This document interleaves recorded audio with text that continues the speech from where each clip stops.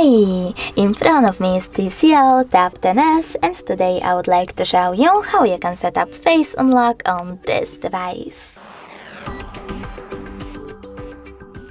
First of all, go into Devices Settings and tap on Security and Biometrics. Now click on Face Unlock and enter your current login method.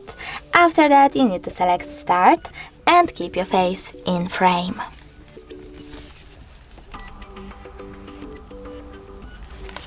After that, select the Done over here and tap on OK. Then adjust all of those options however you wish to by tapping on those switchers, or remove your face data by clicking over here. Then select Home button. Now when I turn off my screen and turn it back on,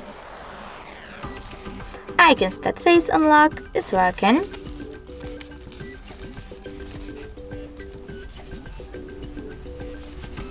Properly.